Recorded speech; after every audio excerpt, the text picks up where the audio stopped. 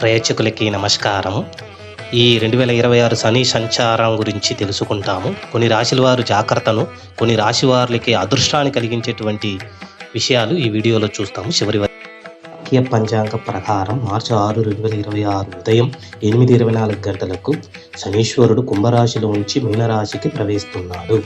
మరో గ్రహణ ప్రకారం సిద్ధాంత ప్రకారం శని ఇప్పటికే 2025 నుంచి శనీశ్వరుడు సంచారం చేస్తున్నాడు. ఈ మార్పుల వల్ల కొన్ని రాశుల వారికి అదృష్టం మరియు వృత్తి ప్రకారంగా అనుకూలమైన ఫలితాలు కలిగిస్తాయి.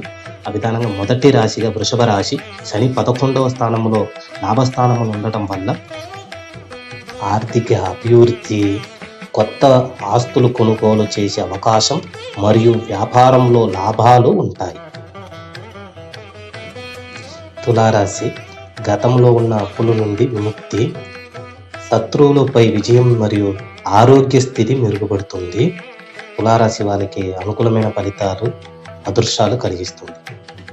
మిథున రాశి వృత్తి ప్రకారంగా పురోగతి, ప్రమోషన్స్ మరియు సమాజంలో గౌరవం లభిస్తుంది. పొలిటికల్ సపోర్టు, గౌరవ ఫలితాలు కలిగిస్తాయి. మకర రాశి ధైర్యం, సాగస్యం పెరుగుతాయి. కుటుంబంలో శుభకార్యాలు జరిగే అవకాశం ఉంది. జాగ్రత్త పడాల్సిన రాశులు నాటి శని ప్రభావం గురించి చూద్దాం. శని మీనరాశిలో ఉండటం వల్ల కొన్ని రాశుల వారు మిశ్రమ ఫలితాలు పొందుతారు. మొదటిగా మీనరాశి జన్మశని ప్రభావం వల్ల మానసిక ఒత్తిడి, ఆరోగ్య సమస్యలు ఉండే అవకాశం ఉంది. క్రమశిక్షణ అవసరం మీనరాశి వాళ్ళకి. కుంభరాశి ఏలనాటి శని చివరి దశలో ఉంటుంది. ఖర్చులు పెరిగే అవకాశం ఉన్నందువల్ల బడ్జెట్ పాటించాలి కుంభరాశి వాళ్ళు. మేషరాశి ఏలనాటి శని మొదటి దశ ప్రారంభమవుతుంది. నిర్ణయాలు తీసుకునేటప్పుడు తొందరపాటు పనికిరాదు. సాధారణ పరిహారాలు చెప్తాను, అది చూసి చేసుకోండి.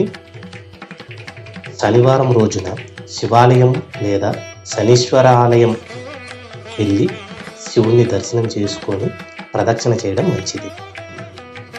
అవసరం ఉన్నవారికి ఆహారం లేదా నల్లటి దుస్తులను దానం చేయడం వల్ల శని ప్రభావం తగ్గుతుంది.